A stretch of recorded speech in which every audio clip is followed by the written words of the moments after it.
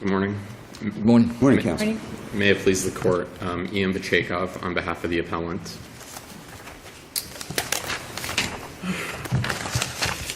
I'd like to reserve 2 minutes for rebuttal. Okay, the issues on appeal, as you know from our briefs, are whether or not the lower court erred in finding the judgment void for lack of notice, and whether or not the lower court erred in finding that Montalvo or the appellee showed excusable neglect and acted with due diligence in seeking relief from his default. Let me start by addressing the first issue. First, the appellee argued, and the court found, the lower court, that he never knew that he was being sued personally. And this comes straight from the answer brief of the appellee. He says he just never knew. And this is hard to believe because within the record it clearly states that there was an attorney hired on his behalf individually in this case. Who goes and hires an attorney to represent them when they don't even know that they're being sued? Well, but the issue I have is that's a credibility determination that Sure. the trial court made, correct? Correct. And you agree that appellate courts don't make Sure. factual Yes, absolutely. findings or credibility determinations? Yes, I'm trying to get to my 2 points of law issues rather than fact. No, the fact issues are more to bring me to the issues of law. And the first issue is the appellant sent the final judgment and the order requiring the appellee to fill out a fact information sheet and the fact information sheet to his home address, to the appellee's home address. And this court itself found in the case Scott v. Olson, which is in my reply brief, that certificate of service is the prima facie evidence of proof of service. And these were sent back to the appellee back on September 28, 2010, and it is clear on those documents that they were sent to his home address, which is the address that he said that he was living at. And the appellee at the hearing, though, testified to what as to those things? As to those things, he testified that he just never received them. But the law isn't whether or not he received them, it's whether or not they were mailed. Well, but don't we go back to the same problem we have? And I understand what you're saying. Maybe if I were a trial judge, I might have decided differently. Sure. But at the point we're at here, even though you're talking facts, doesn't that still boil down to a credibility issue as to whether the court believed him? Whether or not they believe that he received them, yes, but whether or not that they were actually served is a whole other issue. And that's the issue of law based on what the appellant did by mailing them out, by having that certificate of service, proof that it was served, should be enough to make that date the date that notice was put onto the appellee. I understand what you're saying. Okay. But that was denied by your opposition. So the date you know that he got the papers, the subpoena for depot and aid, was March 12th. Yes, according to the lower court found that according to the testimony and the facts presented, that was the date that he actually had notice based on the date that the subpoena in Ducis Tecum and native execution. Right. Then you make the statement in your brief that as a matter of law, waiting until July 28th of 2011, which is about 4 months, Yes, is too long. That's absolutely. not diligence. Yes. And I'll get to that issue because that goes to the three-prong test on whether or not a default judgment can be overturned, and that issue I think is secondary to the issue that the court found whether or not the final judgment was void as a matter of law, simply because if it's void then that doesn't become an issue. And this is my case in chief and my argument here, and I had actually not found it until after I filed my reply brief. I just filed this morning and e-filed yesterday a notice of supplemental authority with 2 more cases, one of them being C Outdoor Advertising Inc. v. Laughlin. It's 965 Southern 2nd, 325. It's a first district case in which they basically, what they said was that judgment is not void when the sole reason for the notice having been sent to an incorrect address was the defendant's failure to notify the court and opposing counsel of the address. And in this case, what happened was there was a defendant, and he was in the jurisdiction of the court. He had an attorney who withdrew, and after the withdrawal, he didn't receive any more notice of anything, none of the filings, and he got defaulted, and then he went to vacate the default, and the circuit court basically said the default cannot be vacated because it was your duty to give the court your new address, to give opposing counsel your new address, to keep yourself informed of the litigation that you are in. And I think that almost mirrors exactly what we have here. It was the only case in point I can find in any of the districts which even covered this matter at all. And basically what it says and how I interpret it in this case is that the appellee here, he submit himself to the jurisdiction of the court when Mr. Sandberg filed his notice of appearance and filed the initial pleadings on his behalf. At that point, it became his duty to stay informed of the litigation in this case, to keep his address current with his attorney and with the court and with opposing counsel, and he did not do that.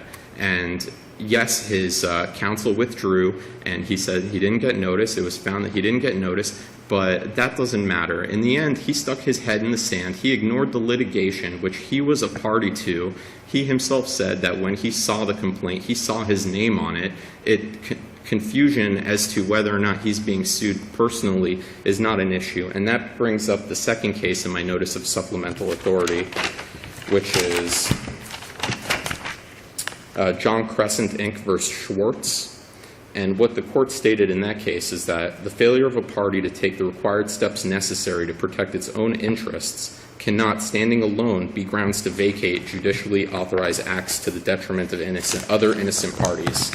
The law requires certain diligence to those subject to it, and this diligence cannot be excused lightly. The mere assertion by a party to a lawsuit that he does not comprehend the legal obligations attendant to service of process does not create a sufficient showing of mistake, inadvertence, surprise, or excusable neglect to warrant the vacating of a final judgment. And here, that's exactly what happened. He had an obligation to keep his address up to date so that the appellant could, in fact, get him notice of the final judgment, of the trial date, of everything going on. And he stuck his head in the sand. He pleads confusion, and the court believed him, but confusion as a matter of law, as this case states, is not an excuse for doing that. But we have cases that say confusion, but it's confusion where they've received notice and they actually have received the pleadings and they do nothing with it, and then they try to vacate it. The question I have is, the standard of review here is abuse of discretion, correct? Yes. And again, even though perhaps this court, or speaking for myself, would not have done the same thing, how can we say that what the trial court did was an abuse of discretion, given the findings of fact that he made?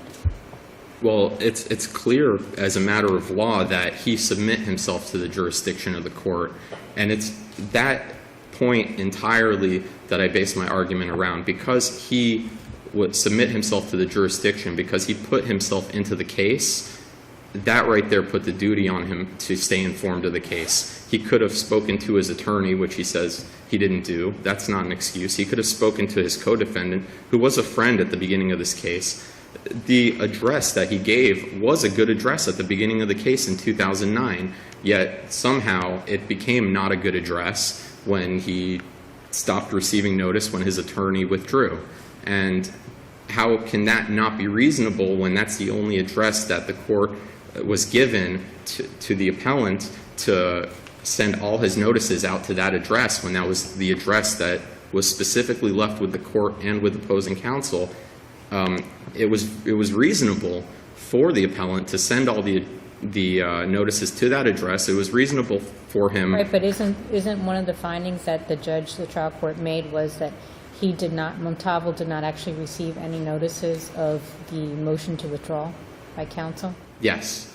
And that also goes to Montalvo's duty to stay informed with the case. When he went a whole year without ever hearing anything about the case, and his attorney, who withdrew, Also, from the record, it shows he was his attorney on a few other matters as well.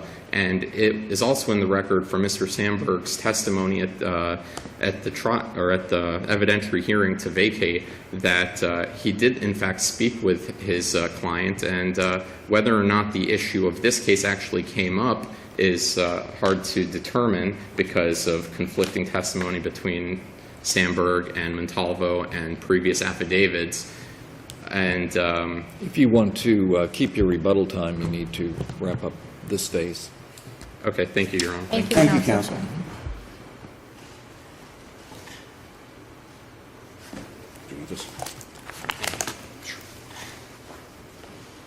May it please the Court, my name is Howard Sohn. I'm here for the appellant Oscar Montalvo in this case.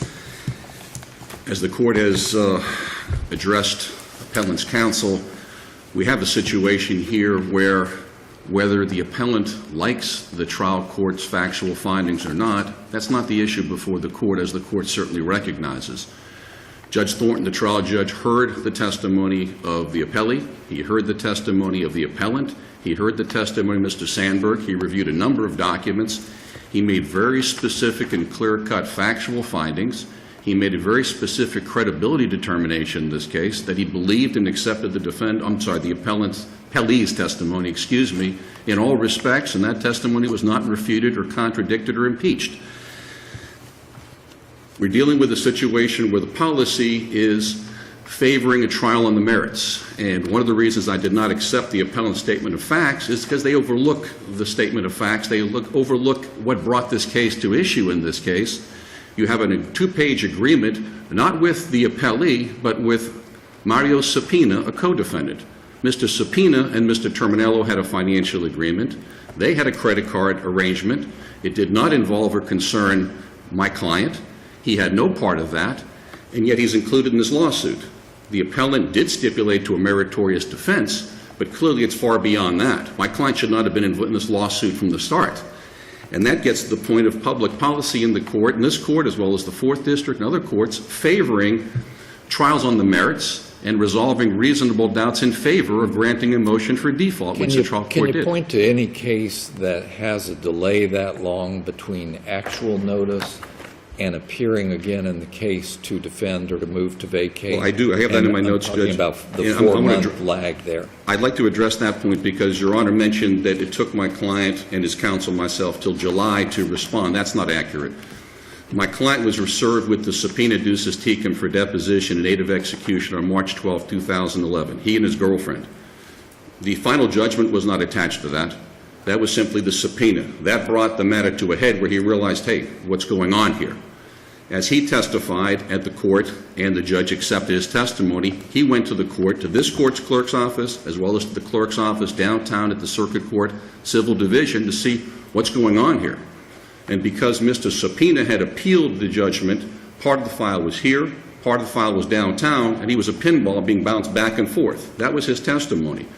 The initial motion that was filed on April 26th of 2011, 6 weeks. That was based initially on some of the documentation that we were able to obtain. The appellant contends that we should have filed the motion without documentation. With all due respect to the appellant, if Mr.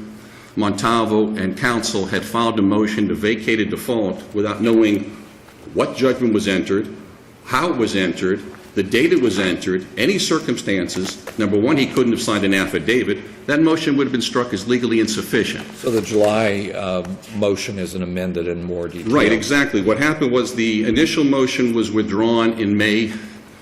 Approximately 2 months later, after additional documents became available, the second motion was filed. It basically supplemented the first.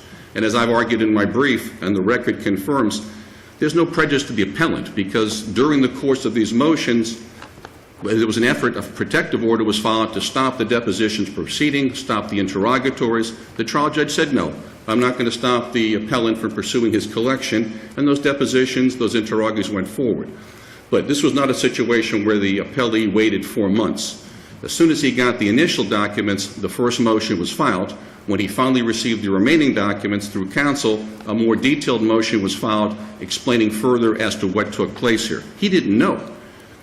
For the appellant to suggest that the appellee stuck his head in the sand, He was never personally sued. That's clear. That's not disputed.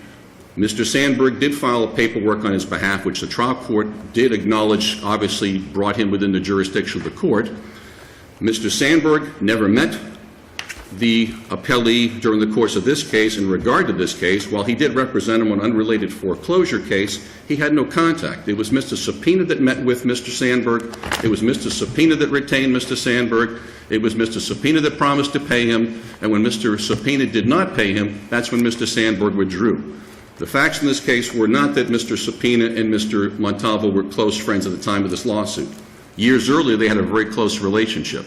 They certainly had no agency relationship. The contact was limited. Subpoena telling the appellee, I'll take care of it, because it was his problem. He's the one that brought this case to a head, Mr. Subpoena, by not paying Mr. Terminello, not Mr. Montalvo. The cases that the appellant cites to the court, they both were provided yesterday, Say as well as Crescent. They're clearly distinguishable. This is not a situation where the appellee gave his address to anybody. The motion for withdrawal that Mr. Sandberg filed in the record is filed on behalf of Mario Subpoena. In the body of the motion, it states Mario Subpoena. It provides the defendant's address in a singular form as Mario Subpoena's, and it was served on Mr. Subpoena.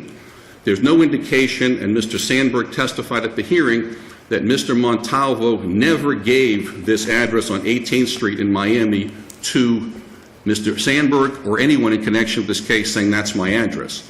Obviously, if Mr. Montalvo said, this is my address, and he submitted himself to the court, and then he moved, yes, he'd have some duty to notify his counsel of the court. But the person who filled out the address on the order of withdrawal was not Mr. Sandberg. My client was not even present. It was the appellant who submitted the order, and the appellant who knew where Mr. Montalvo lived. And it's curious, the only time the appellant used and directed any correspondence to the appellee's address was before suit and after judgment. The entire time this case was pending, he's sending everything to Mr. Subpoena's address. But beforehand and afterwards, then he serves allegedly on Mr. Montalvo's home address.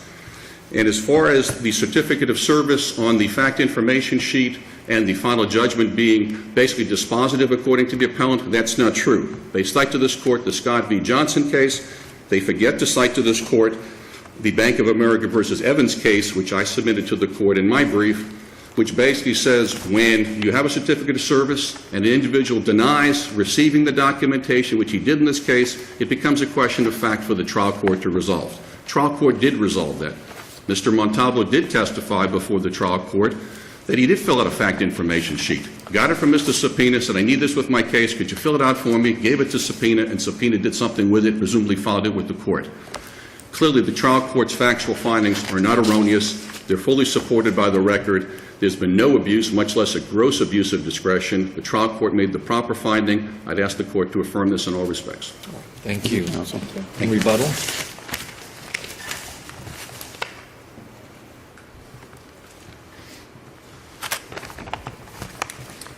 Yes. Regarding the delay of filing, the only excuse he gave, and the court did find that notice was on the appellee on March 12, 2011.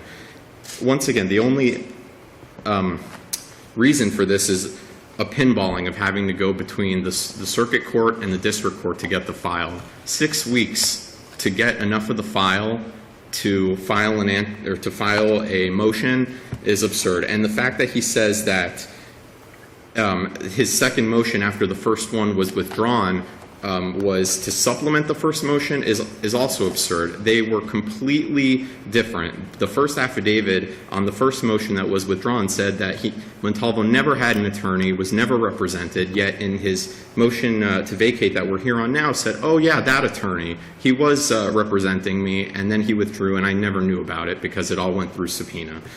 On top of that, he filled out a fact information sheet. He says that, yes, it was Subpoena that gave it to him, and he gave it back to Subpoena, but who files a fact information sheet with specific financial information and gives it to somebody you're not even friends with anymore or has no business relationship with? To find that he didn't have notice or didn't even have a duty to find out why he was filling this out or why he would need to fill this out individually makes no sense to me. And to say that he wasn't personally sued is incorrect. He was personally sued. His name was on there individually as a member of the business, and that is a proper basis for suing him individually, and he is supposed to be in this case because he was part of the company that got the loan on the credit card. As far as the address being put on the order of withdrawal, yes, it was the appellant who wrote it onto the address, but that's because Mr. Sandberg only appeared telephonically and directed him to write that address. And he was asked, do you have any other address? No, that is the only address I have for all defendants. That's what he testified, and that's what's in the record. And that's why that address was written by the appellant, because the appellant was the only one in the courtroom with the judge. And in conclusion, In conclusion, the judgment should not be found void, and it was a gross abuse of discretion for the trial court to find as it did. Thank you. all right, Thank you, counsel. you. Thank you Thank you both. both.